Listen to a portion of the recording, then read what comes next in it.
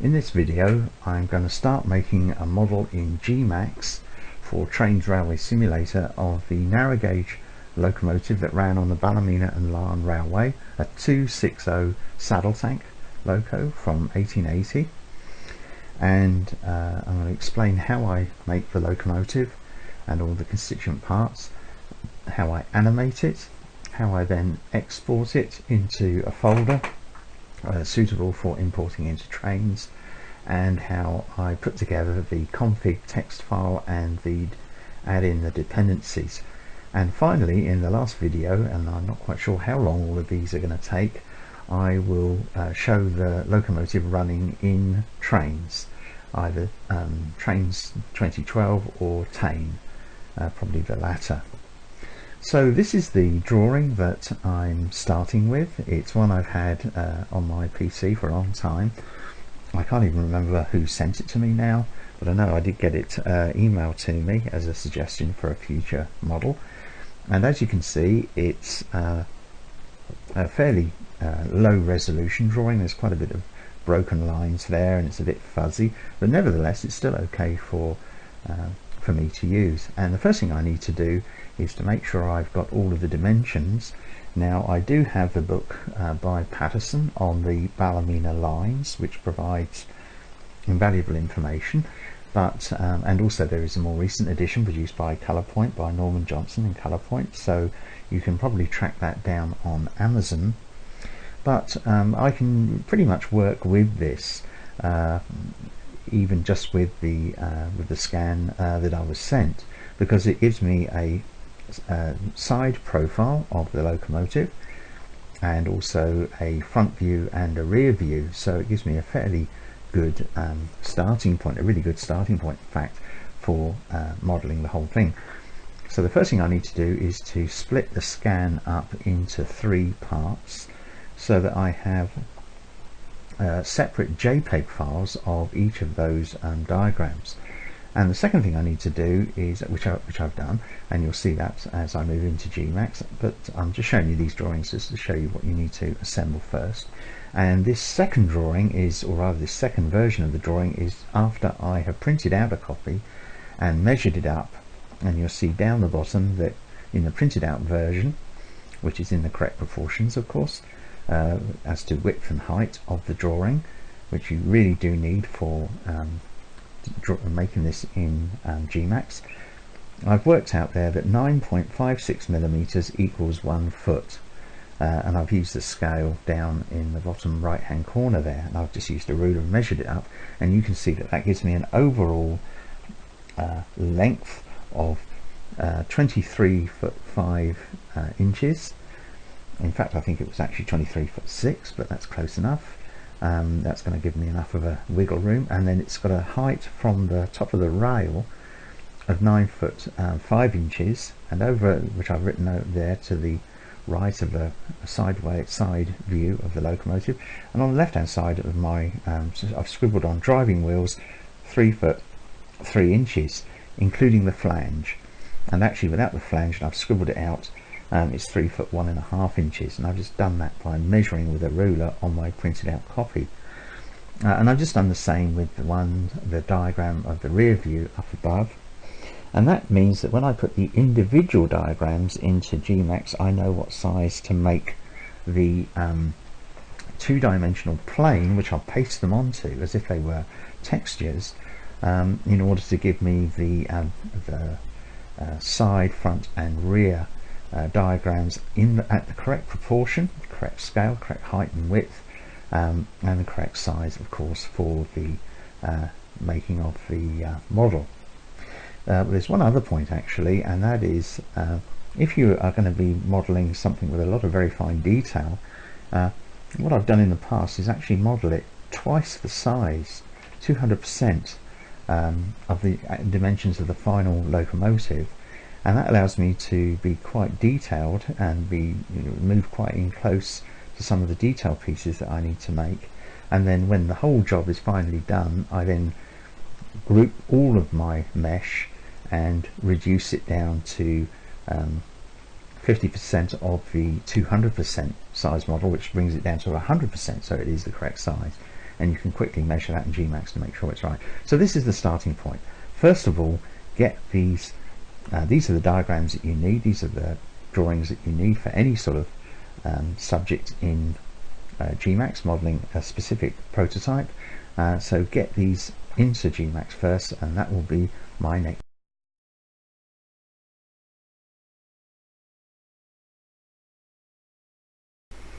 Okay, so this is the first of I can't imagine how many videos showing in real time how I make a narrow gauge steam locomotive for Trainz. And the loco which I'm going to use, the one I'm going to make, is the Ballymena and Larne Railways 3-foot gauge 260 saddle tank number 5.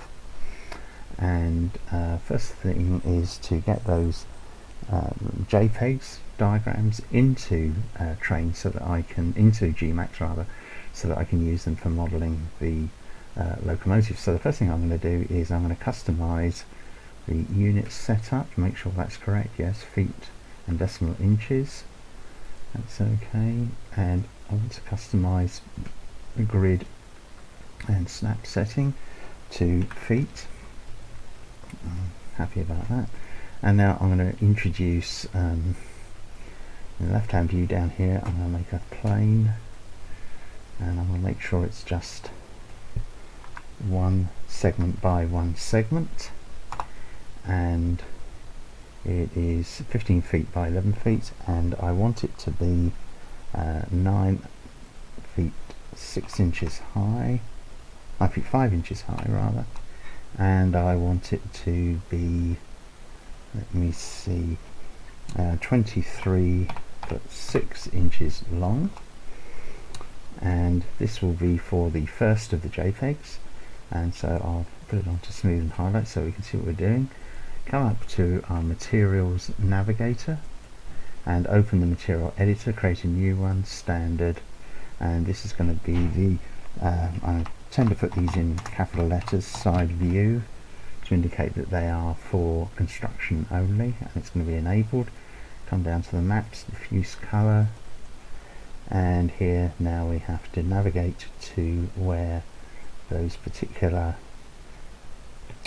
individual, that's the wrong place, where those individual JPEGs are located, and they're under Antrim narrow gauge, because I've made several of these before. Card back, here we go, B&LR number 5, and it's going to be the side view. So we'll open that one, and we'll lose maps there, and I'm going to make another new one, standard, and I'm just going to call that front view, and bring in the map, or rather bring in the material. Here we are, front, and then like another, we'll have another new one. Here it is, and it's going to be in caps rear view. Okay, so now we know where we are. These are just my own naming conventions. You must use whatever you find the most convenient, and there it is. Okay, so we've got the three materials in which we're going to use first of all, and they're going to give us our structure. So we selected the plane and go up to rear view, and we'll give it to side view. This is for the side view, here it is, and unwrap and edit, and there we are in the, and what it is it's stretched, the plane is stretched much bigger than we want because it's going right to the edge of the material, not to the edge of the locomotive. So I'm going to adjust these points here, bring it into, so as you can just see it there crossing the buffer beam, and over at this end on the right as well, and bring it into the where the buckeye hook, or whatever it's called, comes in. And then vertically we want to adjust these, and they come down to the top of the whistle, the highest point on the diagram, and here we raise the lower ones up to the level of the rails, because I'm going to let the flange obviously sit under the top level of the rails. And if we just close that, now you can see that here we have the side view of the locomotive that we're going to build, and I'm not worried about the placement of it yet. But if we were to take, we know the wheels are 3 foot, excluding the flange, we know they're 3 foot 1.5 inches in diameter. So if I draw a cylinder, and instead of it being 3 foot 1.5 radius is what is that? That's 1 foot 6.75, isn't it? 1.675 of an inch. And if we bring it in there and just have a look, oh, it looks like we're right, and they do look circular. If we had got this setting on the plane too short, then obviously we would have something that was more of a sort of an ellipse shape, squashed up. Or if this was too short, then they'd be flattened out, or if it was too tall, they'd be flattened out. But we know that that looks correct. So it's important because the vertical and the horizontal dimensions of the plane are just deleted that, are available, are set, then it's crucial that you set this absolutely correctly, that you get the correct width and height of the material of the plane that you're going to be used to copy from. So we'll do that, just center it there, and now it's 9 foot, what did we say, how high did we say it was? It's 9'5" high, so that's, what's that, 4'6", 4'8.5" is the middle spot, so let's make sure we've got it in the middle. 4'8", so just a fraction out there, 4'8.5".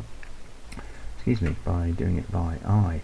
So let's come back down here, let's do the other two now, and what we can do is we can just clone this one, edit, clone, and take it out to on the x-axis, and we're going to put the rear on there, and obviously that's wrong. The height is correct because we know the height of the locomotive, so this has got to be correct for the height. So the width of this has got to be 7'4" inches, so we'll just change that down to, instead of 23'6", it's got to be 7'4" inches, and then we need to go in there and edit the plane because those points are now in the wrong place as far as this material is concerned. So we drop those down to the rail height, and wherever they are, there they are, and bring that down to the top of the whistle, and on the width, get those, and I measured the width out to the edge of the steps, so bring it in there, and these bring in here. The reason why I use either vertical or horizontal arrows is because otherwise you can find yourself moving in both axes at once, and you want to constrain these to the correct vertice. So this one again, we can just clone it, edit, clone, okay, and instead of having the rear one on there, we'll now put the front one on there. Oh, okay, we'll do it on that one, it doesn't really matter because they're identical. And again, I just need to make sure that I've unwrapped that to the correct position, so I move this over to the left and then bring these up, this one over here to the edge of the steps, and it happens that it's correctly onto the rail, top of the rails, and here I need to bring it up to get it correct onto the funnel, the chimney funnel, and I think we're right there. It looks, I'm not absolutely happy about that, because to me that looks like the you know, these should, the height there should be the same as this, should be at the same height. It doesn't look right. No, I'm not happy with that. The steps look okay. The buffers are at different heights, and I don't think that's the case. That may be the case. Yeah, may be the case. What you can do to do a quick check is I use a box. There you are, and it's the top of the box. See, the top of the box shows that the bottom of the buffers should be aligned. And yet if we were to move that box over to here, oh yeah, they're not too bad, are they? That looks okay. I suppose the thing that I'm concerned about is here. It's this height, yeah, you see we've got this. You do find in drawings, and it can, it can really drive you crazy, because here we've got the top of the cab, and if I take the x-axis there, that's just above the chimney there, and if I take it over here, it's well down below the chimney. So this here, I think the chimney is wrong there, it's been drawn wrong, because here we've got the chimney the same height as the dome for taking off the steam from the boiler, and yet here it's clearly standing head and shoulders above. So what I'm going to do is I'm going to adjust this. I'm going to ignore that chimney. I'm going to follow this only. That will just be used as a center position, and I'm going to alter the position of the plane here. I'm going to edit this here. I'm going to bring this down. I'm in the vertical, so I'm going to bring this down because I think it should be somewhere about there, even a bit lower, just above where the top of the dome is set. We're getting there. I think we're about there. That must be about it, surely. So come back to here and then sweep along. Yeah, if anything, it's a little bit too high now. And I'm mainly going to use this for positioning. I'm going to rely on one of these, which is almost invariably the side view, to give me the proportions of the locomotive, for example the size of the saddle tank and so on. And then by following that, and it's just giving me sort of detail, then where are we? Let's go back into there, edit. I'll just raise that a little bit more, just to drop it down a tad. Just has to come underneath that box. Right. I know this seems like an unnecessary fiddle about doing this, but it's a bit like the old carpenter's maxim of measure twice, cut once.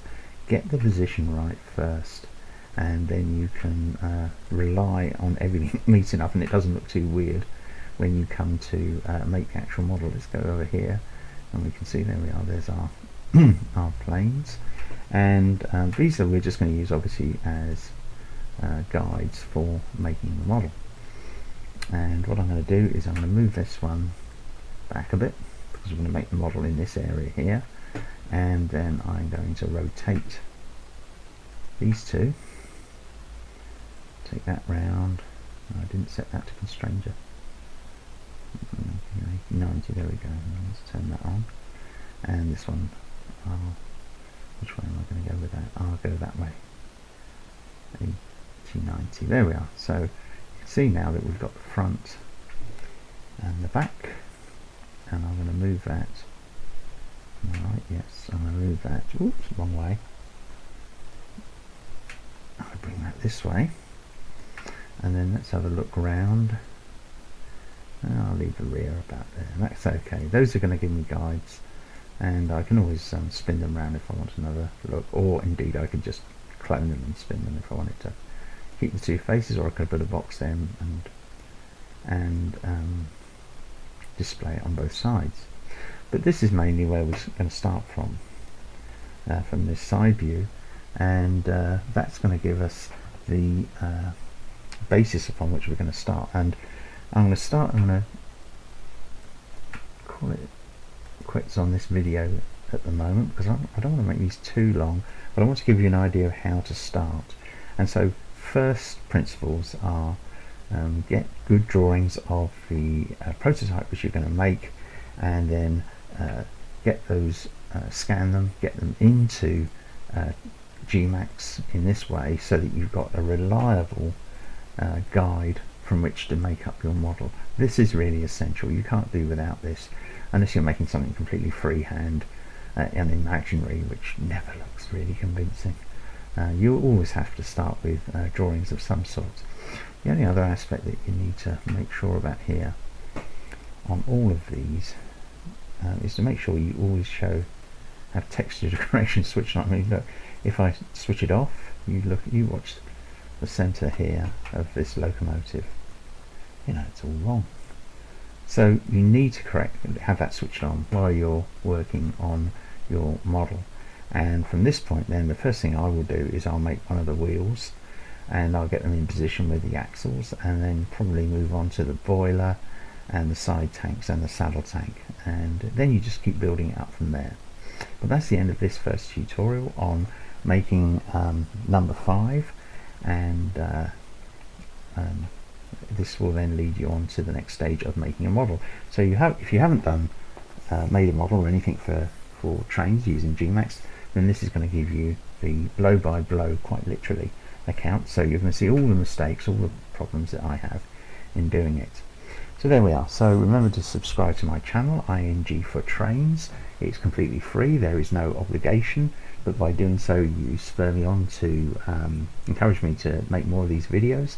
Please give me a thumbs up if you like it, and leave a comment, whatever you like, and look out for the next one of these, which I can't guarantee when they'll be, but certainly over the next few days. They won't be far apart.